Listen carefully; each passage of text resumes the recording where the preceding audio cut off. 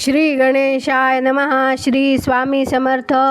सुप्रभातम. नमस्कार. सिया ऑफिशियलवर आपले सुस्वागतम.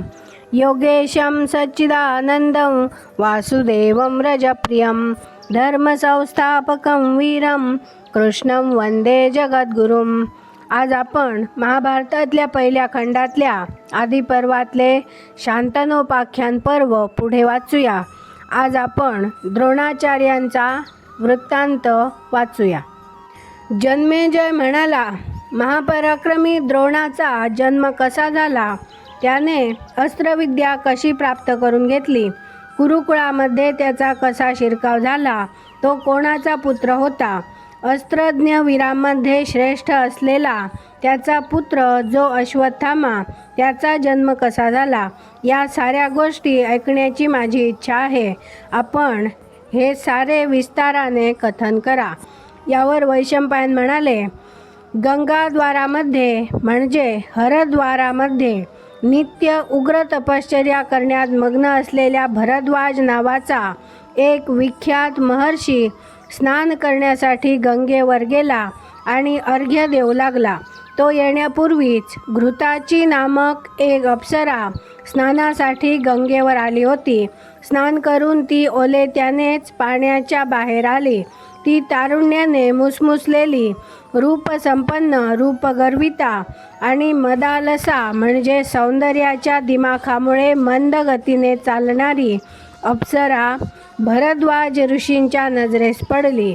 नदीच्या काठावर ती येते न येते तोच तिच्या अंगावरील वस्त्र वाऱ्याने किंचित उडाले. तिचे अनावृत्त सौंदर्य महर्षींच्या डोळ्यात भरले आणि त्यांच्या मनात कामविकार प्रबळ झाला. प्रज्ञावंत भरद्वाजाचे मन तिच्या ठायी गुंतले आणि त्याच्या वीर्याचे स्खलन झाले. स्खलित झालेले आपले वीर्य महर्षीने द्रोण कलशामध्ये म्हणजे विशिष्ट यज्ञीय पात्रामध्ये धरले. त्याच्यापासून द्रोणाचा जन्म झाला. द्रोणाने सर्व वेदांचे आणि वेदांगांचे समग्र अध्ययन पूर्ण केले. अतुल सामर्थ्याने युक्त असलेल्या आणि सर्व अस्त्रवेत्या पुरुषांमध्ये श्रेष्ठ असलेल्या भरद्वाज महर्षीने महाप्रभावी अग्निवेशाला आग्नेय अस्त्राचे ज्ञान प्राप्त करून दिले. अग्नीपासून जन्मलेल्या अग्निवेश मुनीने भरद्वाज पुत्र द्रोणाला महान आग्नेय अस्त्र शिकविले. वृषत नावाचा एक राजा होता.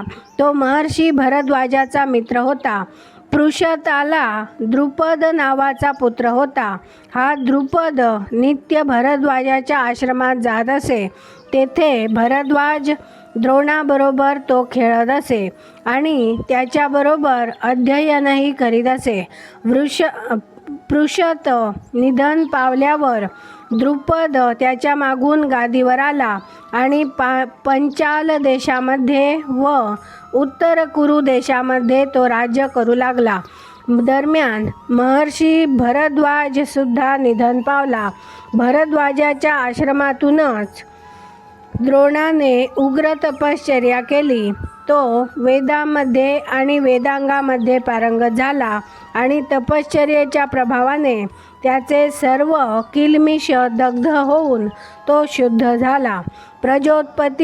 प्रजोत्पत्ती करण्याविषयी पित्याने म्हणजे भरद्वाजाने आज्ञा केली असल्यामुळे आणि स्वतःलाही पुत्रप्राप्तीची ओढ असल्यामुळे द्रोणाने शरद्वान गौतमाच्या कृपी नावाच्या कन्येशी विवाह केला. द्रोणाची ही भार्या नित्य अग्निहोत्रामध्ये व धर्माचरणामध्ये मग्न असे. तिचा इंद्रिय निग्रहसुद्धा स्पृहणीय होता. तिला अश्वत्थामा नावाचा पुत्र झाला. उपजल्याबरोबरच अश्वत्थामा उच्चैश्रवा अश्वाप्रमाणे मोठ्याने खिंकाळला. त्याचे खिंकाळणे ऐकल्यावर अंतरिक्षात वास्तव्य करणारी अदृश्य दिव्य शक्ती म्हणाली, या मुलाच्या ठायी अश्वाचे सामर्थ्य आहे. तो ओरडल्याबरोबर या सामर्थ्यांचा प्रत्यय सर्व जगाला आला आहे. म्हणून हा मुलगा अश्वत्थामा या नावाने जगात विख्यात होईल. या पुत्राच्या योगाने भरद्वाज द्रोण अतिशय संतुष्ट झाला.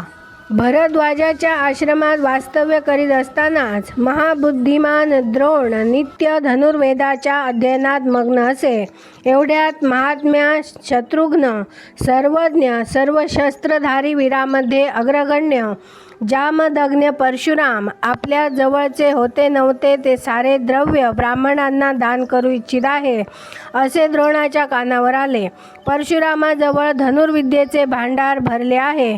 त्याच्याजवळ दिव्य अस्त्रांचा भरपूर संग्रह आहे आणि नीतिशास्त्रातही म्हणजे राजनीतीमध्येही तो पारंगत आहे असे कळल्यावर त्याच्यापासून धनुर्विद्येची, दिव्य अस्त्रांची आणि राजनीतीची प्राप्ती करून घ्यावी असा द्रोणाच्या मनात विचार आला.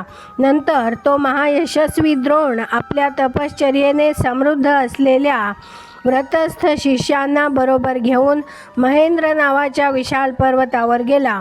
महेंद्र पर्वतावर गेल्यावर महातपस्वी भरद्वाज द्रोणाने क्षमाशील, इंद्रिय निग्रही आणि शत्रुघ्न भृगुनंदन परशुरामाचे दर्शन घेतले. द्रोण आपल्या शिष्यासमवेत भृगुकुलश्रेष्ठ परशुरामाच्या समीप गेला आणि आपले नाव त्याने त्यास विदित केले व आपला जन्म अंगिरसाच्या कुळात झाला आहे हेही त्याने परशुरामाला सांगितले. आपले मस्तक जमिनीवर ठेवून द्रोणाने परशुरामाच्या चरणांना वंदन केले. सर्व संग परित्याग करून वनामध्ये जाण्याच्या तयारीत असलेल्या महात्म्या जामदग्न परशुरामाला भरद्वाज द्रोणाने विज्ञापना केली. भरद्वाजापासून माझा जन्म झाला आहे आणि मी अयोनी संभव आहे. मी प्रतिष्ठित ब्राह्मण कुळात जन्मलेला द्रोण असून मला द्रव्याची अभिलाषा आहे.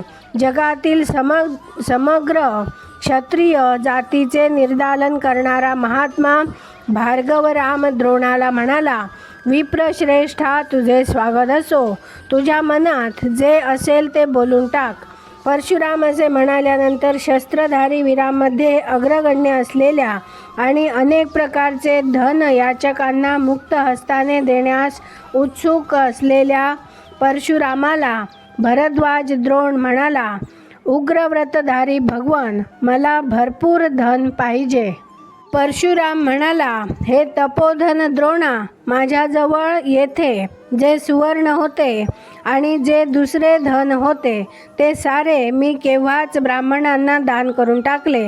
तसेच सागरापर्यंत विस्तीर्ण असलेली व अनेक समृद्ध ग्रामांनी गजबजलेली, अनेक नगरांनी विभूषित झालेली ही देवी वसुंधरा म्हणजेच पृथ्वी मी कश्यपाला समग्र देऊन टाकली आहे. आता माझे म्हणून जे काही उरले आहे ते म्हणजे हे माझे नुसते शरीर, माझी बहुमोल दिव्य अस्त्रे आणि अनेक प्रकारची शस्त्रे. याखेरीज माझ्याजवळ अन्य कसलेही धन नाही. तू आता माझी अस्त्रे तरी मागून घे अथवा माझे शरीर तरी मागून घे. मी कशालाही तयार आहे. काय तुला देऊ ते सत्वर सांग. द्रोण म्हणाला, भार्गवराम, आपल्याजवळ जेवढी म्हणून अस्त्रे असतील ती सारी आपण मला द्यावीत. या अस्त्रांचा प्रयोग म्हणजेच उपयोग किंवा विनियोग कसा करावा आणि त्यांचा उपसंहार कसा करावा म्हणजे ती परत कशी घ्यावीत याचे संपूर्ण रहस्य आपण मला सांगावे. ठीक आहे असे भार्गवराम द्रोणाला म्हणाला आणि त्याने द्रोणाला अस्त्रे दिली. अस्त्रांचा विनियोगाच्या बाबतीतील सारे अंतर्गत रहस्यही त्याने द्रोणाला सांगितले.